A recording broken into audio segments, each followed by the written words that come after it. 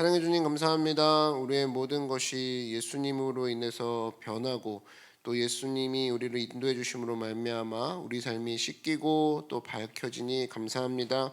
오늘도 우리의 모든 마음이 주님 안에 있는 평화와 기쁨을 누리는 열매 맺는 주의 백성들 되게 하여 주시옵소서. 예수님의 이름으로 기도드렸습니다. 아멘. 함께 말씀 보겠습니다. 사도행전 17장 1절에서 6절 말씀입니다. 사도행전 17장 1절에서 6절 말씀 제가 봉독하겠습니다. 그들이 암비볼리와 아볼로니아로 다녀가 데살로니가에 이르니 거기 유대인의 회당이 있는지라 바울이 자기의 관례대로 그들에게로 들어가서 새 안식일에 성경을 가지고 강론하며 뜻을 풀어 그리스도가 해를 받고 죽은 자 가운데서 다시 살아나야 할 것을 증언하고 이르되 내가 너희에게 전하는 이 예수가 곧 그리스도라 하니 그 중에 어떤 사람 곧 경건한 헬라인의 큰 무리와 적지 않은 귀부인도 권함을 받고 바울과 실라를 따르나 그러나 유대인들은 시기하여 저자의 어떤 불량한 사람들을 데리고 때를 지어 성을 소동하게 하여 야손의 집에 침입하여 그들을 백성에게 끌어내려고 찾았으나 발견하지 못하매 야손과 및 형제들을 끌고 읍장들 앞에 가서 소리질러 이르되 천하를 어지럽게 하던 이 사람들이 여기도 이름에 아멘. 네, 오늘은 사랑은 편파적이다라는 제목으로 하나님 말씀 증거하도록 하겠습니다. 이 사도행전 17장은 데살로니가의 전도와 또 아데네서의 전도 다 나와 있는데 두 가지가 상반된다고 했죠. 데살로니가의 전도는 어제 나눈 말씀으로는 말씀만을 증거한 또 그렇기 때문에 굉장히 빠르고 강력한 부흥이 있었고 아덴에서의 전도는 이것저것 그 철학적인 사고로 예쁘기는 했지만 말이 지혜롭기는 했지만 실패했던 그래서 이 두 가지 대조적인 전도 집회를 통해서 하나님께 쓰임받는 사람의 특징은 단순하게 말씀을 전달하는 또 순종하는 그 사람을 하나님이 쓰시는구나 살펴봤습니다. 오늘도 내용을 보니까 대조적인 장면이 나와요. 5절을 보면은 유대인들은 시기하여 어떤 불량한 사람들을 데리고 때를 지어 성을 소동하게 하는 사람이 한 무리가 나옵니다. 불량배들 데리고 와서 한마디로 예수 믿는 거 방해시키는 그런 물리적인 소동을 벌인 집단이 있고 또 하나는 6절인데 천하를 어지럽게 하던 이 사람들이 여기도 이름에 이거는 믿지 않는 사람들이 바울과 실라를 보고 얘기하는 거예요. 얘네 때문에 우리 마을이 시끄러워졌어. 또 하나의 소동이죠.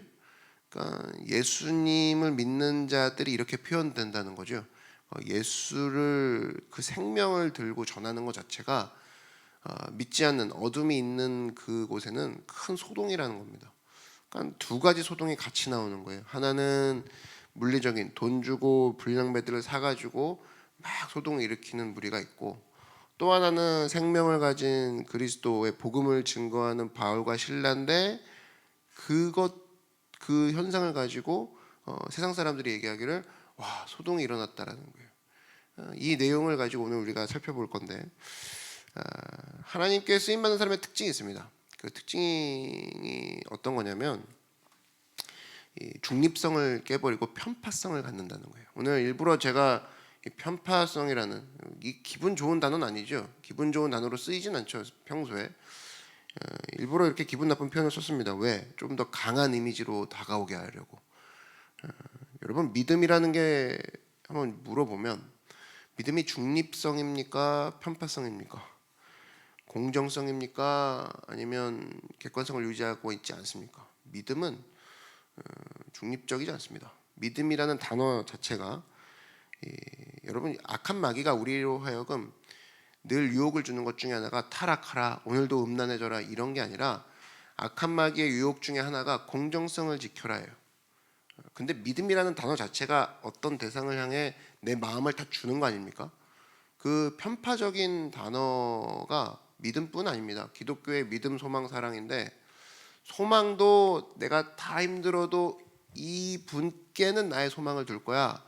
내가 다 힘들어도 이분만은 사랑할 거야. 편파적이죠. 믿음, 소망, 사랑. 이 기독교에 쓰는 가장 중요한 단어 세 가지가 전부 다 편파적이에요. 마음을 주는 단어예요. 근데 악한 마귀는 우리에게 어떻게 항상 유혹하냐면 공정성을 지켜라 이거예요. 공정성을 지켜라. 근데 여러분 항상 좋은 인간관계 속에는 이 편파적인 게 들어가 있습니다. 엄마가 아이를 사랑하고 남편이 아내를 사랑할 때는 편파적인 거예요. 그것이 사랑이고 그것이 믿음이고 그것이 소망이거든요. 그러니까 예를 들어 어떤 남자가 있어요. 근데 A, B, C라는 여자가 있다고 칩시다. 한 3명. 근데 어떤 총각이 와가지고 나는 A도 좋고 B도 좋고 C도 좋아. 나는 다 차별하지 않아. 그러면 뺨 맞죠. 3대 정도 맞을 거예요. 일단 A한테 맞고 B한테 맞고 C한테 맞고. 어떤 사람이 결혼할 수 있는 가능성이 높으냐? 3명의 중립성이 다 깨지고 마지막 D에서 마음이 다 가는 사람. A, B, C에 대한 마음, 미안하지만 진짜 마음이 안 간다. 난 D밖에 안 보인다 요즘. 그런 사람이 결혼할 가능성이 높은 거죠. 그러니까 여러분 사랑은 편파성이라는 겁니다. 어머니가 아이를 기를 때도 편파성이죠. 내 아이한테 분유를 주면서 사주면서 옆집 아이도 사줘야 되는데 내가 너무 공정성이 잃었어 이러지 않죠. 자기 아이부터 살리고 또 자기 아이가 좀 모자른다 치더라도 우리 아이가 제일 똑똑해. 얘야 너는 내가 볼 땐 최고란다. 이런 얘기 해주지. 옆집 애가 공부 잘하긴 해. 옆집 애랑 좀 친해져 볼까? 이런 엄마 없죠. 편파성이에요. 편파성. 그래서 여러분 믿음도 마찬가지입니다. 편파성입니다. 옥스퍼드 대학의 알리스터 맥거라스라는 이 기독교의 미래라는 책을 쓴 학자가 있어요. 이분이 그냥 보통 학자랑은 좀 다른 게 뜨겁습니다. 복음주의 학자인데 현재 기독교를 이끌고 있는 3대 학자 중에 하나예요. 수많은 학자들이 있지만 왜 3대 학자 중에 하나냐 그러면 이분이 이 믿음을 잘 표현해서 그래요. 학자도 학자지만 특별히 오순절, 이 복음주의, 특별히 순복음에 대한 그 믿음을 잘 묘사한 그리고 이것들을 잘 이끌고 가는 몇 안 되는 학자 중에 한 명이기 때문에 3대 학자라는 표현을 씁니다.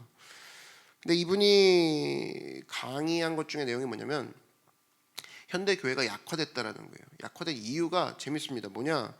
신앙과 신학이 유리됐다라는 거예요. 그리고 이 신학 있죠. 신학 교육을 직업 교육자에게 맡겼기 때문에 이 약화됐다는 겁니다. 신학이라는 것 자체가 직업인이 하는 내용으로 넘어갔기 때문에.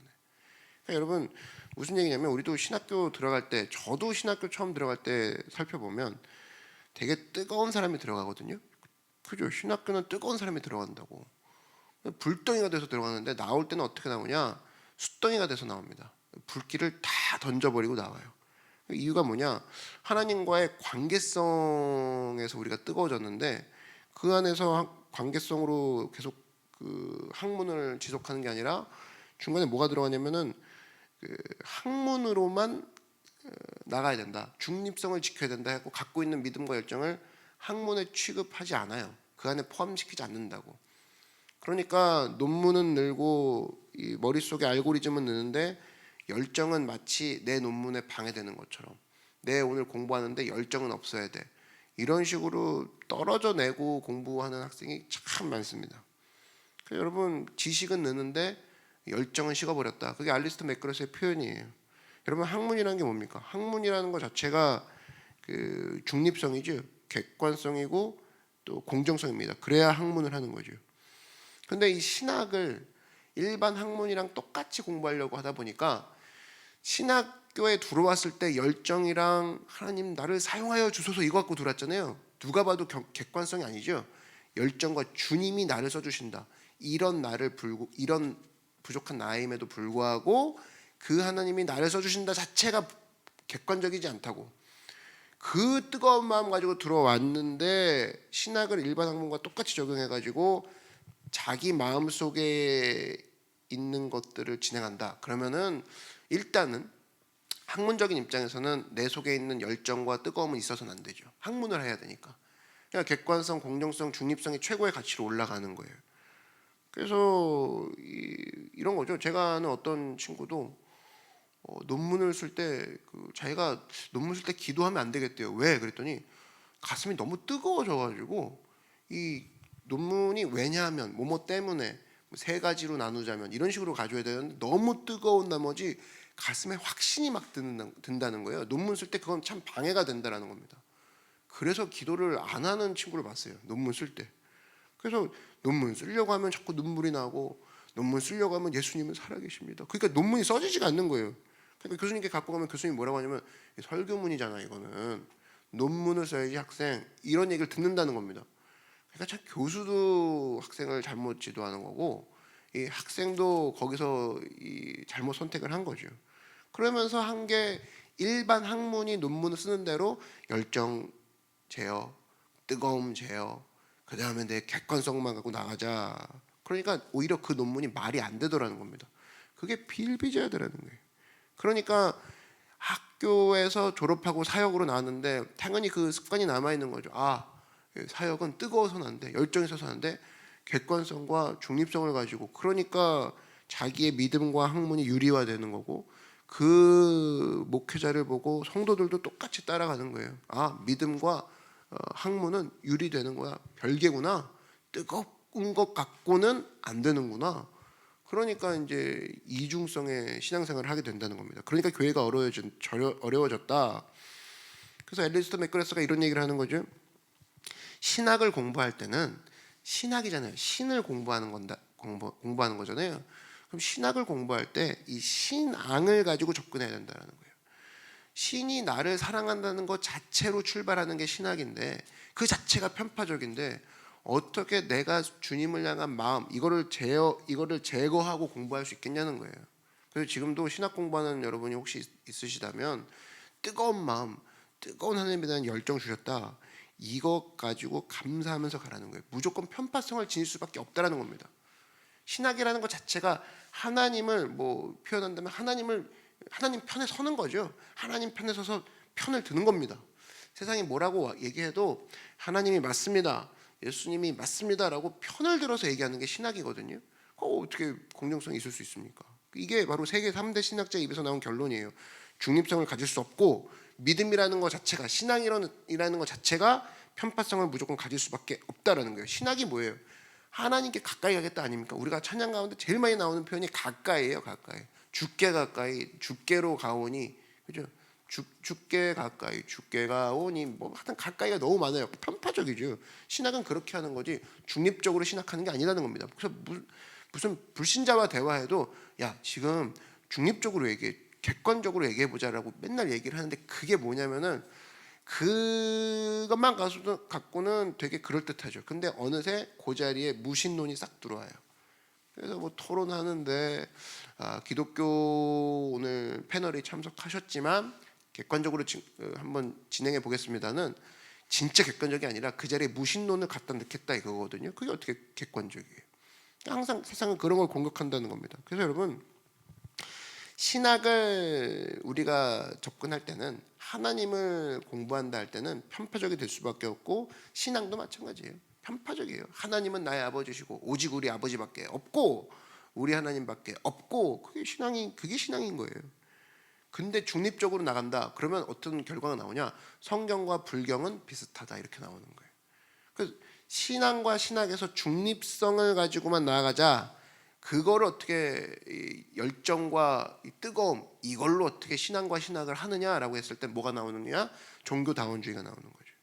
그럼 나중에 어떻게 되냐? 집에서 메리 크리스마스도 하지만 우리가 또 너무 그쪽으로만 흐르지 말자, 석가모니도 한번 모셔보자, 이런 식으로 된다고 엉망이 되는 거죠.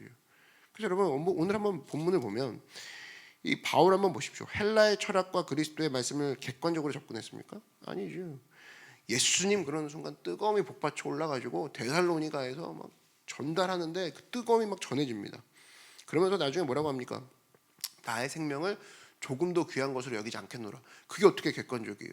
나의 생명이 있고 그리스도의 복음이 있는데 나의 생명도 중요하지 않아, 그리스도께 난 미쳤어, 이렇게 돼버리는 거죠. 그런 모습이 됐을 때가 신앙이라는 겁니다. 그래서 참된 말씀이 우리에게 주는 능력이 뭔지 아십니까? 편파적이 돼요. 말씀 앞에 편파적이 되고 하나님만 사랑하게 되고 예수님만 보이게 돼요. 근데 여러분, 슬럼프에 빠진 사람들의 특징을 보면 이것도 생각해야 되고 저것도 생각해야 되고 교회를 너무 그렇게 다니다 보면 이렇게 되는 거거든요. 그럼 그런 애들은 하는 게 아무것도 없어요. 되는 게 아무것도 없다고. 여러분 잊지 마십시오. 우리가 이 신앙은 하나님께 푹 빠져 있는 상황이에요. 거기서 주님이 완전 이끌고 가심을 믿고 나아가는 거. 예수님이 그래서 나중에 어떤 고백까지 합니까? 예수님께 나의 인생을 바쳐버립니다. 그 모습까지 가는 것이 신앙이라는 거예요. 그래서 여러분 우리 특별히 이 교계에서도 제일 신앙생활하기 어려운 사람의 특징이 뭐냐면 교수들입니다. 교수들. 참 힘든 분들이에요. 이분 직업 자체가 그런 거죠. 왜냐하면 중립성을 지켜야 되고 객관성을 지켜야 되는 자리에 있으니까. 반면에 우리가 그런 거죠. 신앙을 할 때 우리 교수가 아닌 사람들이 신앙생활 할 때도 마찬가지인데 참 힘든 사람들이 그런 사람들이에요. 이것도 생각하고 저것도 생각하면서 예수님이 나중에 뒤로 빠지는. 그래서 여러분 잊지 마십시오. 우리가 하나님 앞에 나아갈 때 절대로 이 믿음, 이 소망, 이 사랑 하나님 앞에 완전히 내 마음을 드리는 편파적인 마음을 갖는 것이 진짜 참된 신앙이구나. 주님만 내 눈에 보여야 되는구나. 예수 그리스도의 십자가만 내 눈에 보여야 되는구나. 그 마음을 가지고 주님 앞에 뜨거운 마음과 열정 사그라들지 않는 여러분 되길 주의 이름으로 축원합니다. 그럼 다시 처음으로 돌아가서 무슨 얘기냐? 어제 했던 얘기와 조금 이어지면 이런 뜨거운 열정이 계속 타오르기 위해서 뭘 해야 되느냐? 말씀을 붙들어야 된다는 거예요. 말씀 하나 전달했을 때 데살로니가 전도가 타올랐던 것처럼 말씀을 계속 붙들고 있느냐가 내 뜨거운 열정이 유지되느냐 그것과 직결이 되는 거죠. 여러분 엠마오로 내려간 두 제자들 이야기 아시죠? 그때 예수님과 헤어지고 난 다음에 그들이 이런 얘기를 합니다. 누가복음 24장 32절 보니까 그들이 서로 말하되 길에서 우리에게 말씀하시고 우리에게 성경을 풀어주실 때에 우리 속에서 마음이 뜨겁지 아니하더냐. 예수님이 옆에서 말씀을 풀어줬을 때 그들의 뭐부터 반응했어요? 마음. 뜨거운 것부터 반응했다고. 우리 속에서 마음이 뜨겁지 아니하느냐. 내 마음속에 불타오르는 거 그게 버닝이죠. 버닝. 여러분 그 가슴에 불이 타오르고 있습니까? 그 말씀 때문에 타오르는 불이 있어요. 제자들이 그런 고백을 하는 거죠. 가슴 속에 이런 뜨거움의 불이 없다 그러면 죽은 거다 그거예요. 심지어 예수님이 옆에 와도 뜨거움의 불이 느껴지지 않으면 예수님을 볼 수 없다라는 거예요. 예수님이 눈앞에 있음에도 불구하고 안 보이는 이유 말씀에 뜨거운 불이 없기 때문에. 그래서 여러분 기독교의 이 내용의 그 가장 중심에 서 있어야 되는 건 말씀입니다. 그 말씀의 내용 중에 하나가 뭐냐? 오늘 바울이 고백한 것처럼 십자가와 부활 이것들이 전달되었을 때 그것들을 증거했을 때 가장 뜨거워진다는 거예요. 그거 없이는 성도가 뜨거워질 수 있는 방법이 없어요. 성도가 뜨거워지고 신앙인이 뜨거워지기 위해서는 방법이 하나 있는데 말씀이고 그 말씀에는 이 사도 바울이 고백한 것처럼 3절에 뜻을 풀어 그리스도가 해를 받고 죽은 자 가운데서 다시 살아날 것을 증언하고 이르되 내가 너희에게 전하는 예수가 곧 그리스도라 하니. 이 내용이 전파되었을 때 전하는 자가 뜨거워지고 듣는 자가 뜨거워지더라. 말씀 말고는 뜨거워질 수가 없더라. 그러면서 이 내용이 어느 정도까지 그 데살로니가를 뒤집어 놨냐면 오늘 6절을 한번 보시면 반대하는 사람들이 바울을 향해서 뭐라고 하느냐? 천하를 어지럽게 하는 사람이 여기도 이름에 이들이 고소하는 주제가 뭐였냐면 바울 일행을 뭐라고 했어요? 천하를 어지럽게 하는 자들. 영어 성경 보니까 upside down the world 그랬어요. NIV 보니까 우리 잘 아는 표현입니다. trouble all over the world. 세상을 굉장히 당황스럽게 만드는 사람들이 크리스찬이다라는 거예요. 크리스찬이라는 단어 자체가 우리가 쓰는 단어가 아니라 밖에 사람들이 불러주는 단어예요. 저 사람들 참 우리를 곤욕스럽게 만드는 자들. 이게 크리스찬의 힘이라고. 그러니까 기독교는 뭐냐? Trouble all over the world. 세상에 트러블을 만드는 사람들이 크리스찬이라는 거예요. 점잖게 조용히 믿고 다니고 고상하고 온순한 게 크리스찬이 아니라는 겁니다. 여러분 그래서 우리가 믿음으로 말미암아 세상을 당황스럽게 만들어야 돼요. 야, 다 절망하는데 너는 왜 절망 안 하냐? 이런 걸로 당황스럽게 만들고 너는 다 불평하고 불만하는데 너는 왜 감사가 넘치느냐? 어디서 그런 힘이 나오느냐? 그리고 어제까지는 너만 감사했는데 왜 이제는 네 주변에 있는 사람들까지 표정이 밝아지기 시작하느냐? 그렇게 당황시키는 거거든요. 그래서 여러분 내가 예수 믿는다고 하면서도 주변을 당황시킬 마음이 없고 주변을 당황시키는 거에 대해서 내가 사모함이 없다. 그러면 다시 한번 점검해 봐야 됩니다. 내가 진짜 크리스찬인가?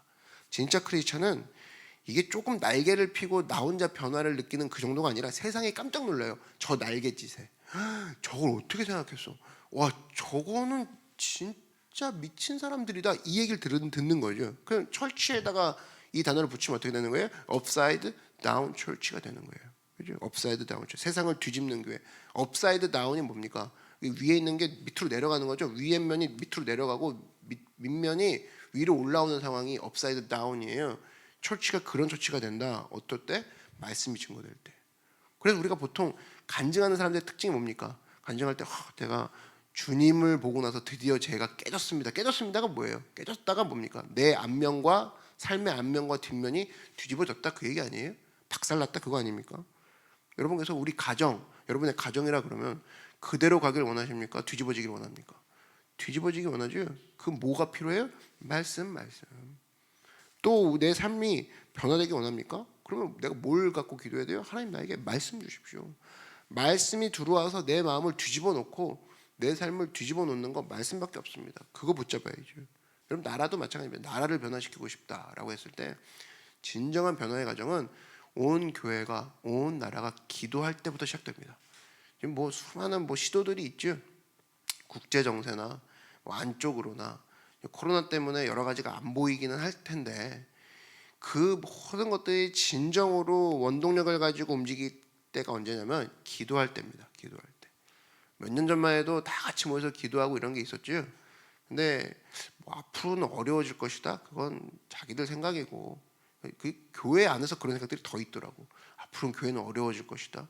그 왜 인스타에도 올렸지만 하나님을 계산하지 않고 자기들끼리 리미트 무한대로 보내는 거예요. 이 코로나가 계속되는 상황에서 이 상태로 쭉 간다면 우린 망한다. 당연히 망하죠. 그 상태로 쭉 간다면 어떤 상태? 하나님이 없는 상태로 계산하는 상태로 쭉 가면 망하는 거죠. 그 신학자라는 작자들이, 그 목사라는 작자들이 맨날 얘기하는 게 하나님 없는 상태에서의 상황을 성도들에게 얘기하면서 두렵게 만들고 있다. 그럼 잘못된 목자죠. 우리는 언제나 생각해야 될 게 말씀이 들어가면 어떤 상황도 뒤집어질 수 있다. 여러분 믿으십니까? 그걸 개선해 놓아야죠. 그게 우리가 해야 될 자세라는 겁니다. 지금 사도행전 17장에 보여주는 가장 큰 핵심, 교회는 세상을 변화시키기 위해서 존재한다. 그런데 세상을 변화시키는 강력한 힘이 어디 있느냐? 말씀에 있다라는 거예요. 말씀이 들어갈 때 세상이 뒤집어진다는 겁니다. 그래서 여러분, 이 뒤집어지게 만드는 사람들, 그 사람들이 어떤 사람들이냐? 하나님께 편파적으로 서 있는 사람들. 그래, 주님만이 구원자셔. 예수만이 소망이야. 하나님만이 우리를 보호하시고 성령님이 얘기하시는 건 달라. 이렇게 편파적인 마음을 갖고 있는, 그 뜨거운 마음을 갖고 있는 사람만이 하나님이 쓰신다라는 거예요. 여러분, 언제나 우리가 할 게 있고 안 할 게 있습니다. 그게 뭐냐? 내가 오늘도 뜨거워졌어. 오늘은 좀 차분해지지. 절대 아니에요. 하나님 앞에 뜨거운 마음 가지고 말씀 가지고 언제나 주님 편에 서고 언제나 주님이 내 편에 섰잖아요.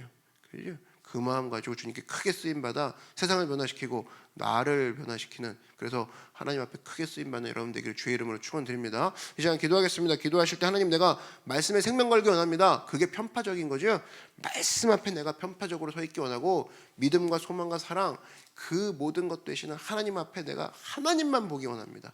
내 믿음 가운데 뜨거움 주시고 그 뜨거움으로 말씀 가운데 변화되는 내가 되게 해달라고 우리 주님의 이름 한번 부르고 다 같이 간구하겠습니다. 주여.